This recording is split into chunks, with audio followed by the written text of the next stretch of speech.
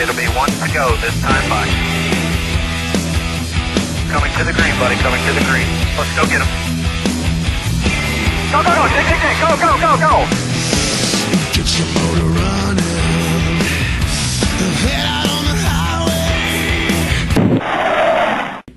Hey, Ryan, USA Day. Jeff, following up on your answers to Dustin and Mike's questions, David Reagan was in here before you, and he's a guy who's gone from edge of the top 35 to edge of the chase this year, and in the process he somewhat bucked this new trend of maybe teams not having as much patience with younger drivers. Could you talk about his progress, and is that refreshing to see somewhat that teams are you know, maybe that team gave him a longer leash? David's progress has been, you know, David's done it the way that I think it should be done. He came in, you know, going to prove to the world, you know, and he had to figure out how all this worked, and he backed it down, and he became much more concerned about running well, but also understanding there were 500-mile races.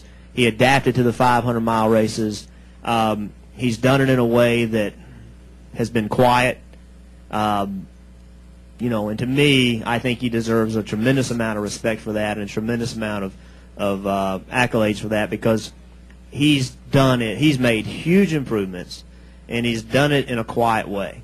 And when I say that, you know, you can have several approaches in how you do this, but one thing you have to understand is that you make the rules for everybody else. So the way you drive is the way everybody else drives you. And his first few races, I don't think he got that, but he did learn it really quickly.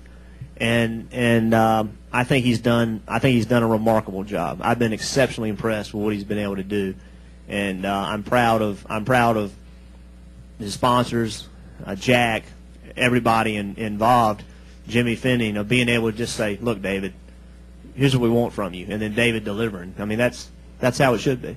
If you commit to a young driver and then point at that young driver and say, well, you know, it's like having a 3-year-old and being mad because your 3-year-old acts like a 3-year-old.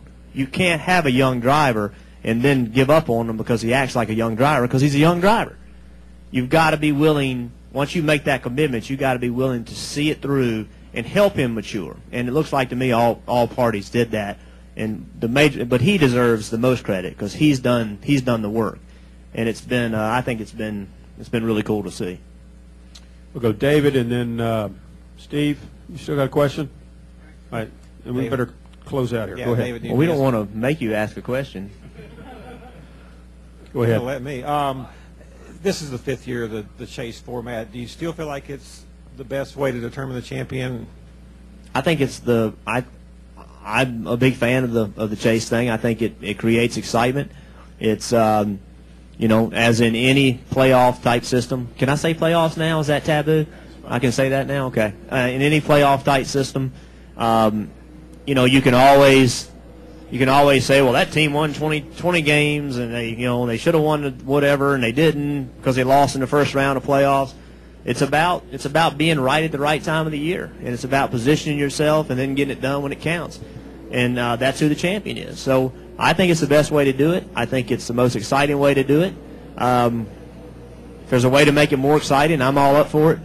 But you know, I'm a big proponent of it. I think it's the right thing to do. Better end it up right here. All right, Steve Richards, the PRN. Can you talk about Scott Wimmer? I mean, it looks like he's going to be the odd man out at RCR, and do you feel for him and what he's contributed to RCR since he's been there? Well, I'm not aware of Scott being the odd man out. So you know, Scott's done a really good job, not only in the nationwide car but in a lot of testing. He's been a guy that has been willing to do whatever the company asked him to do. He's put in a lot of hard days that at racetracks when nobody knew he was there. He certainly wasn't doing it for the glory or the paycheck. He was doing it because he was committed to our company, and he drove more races than I did last year, and we won a championship. And he's done a great job. He currently today he's the only guy that's won a nationwide race at Childress this year, and I was really impressed with what Scott did last year, and he's done even more this year. So I'm a Scott Wimmer fan, and I think he's done a great job. Thank you very much, Jeff. If you need Jeff, maybe catch him on the way out, but we do have Jimmy Johnson here.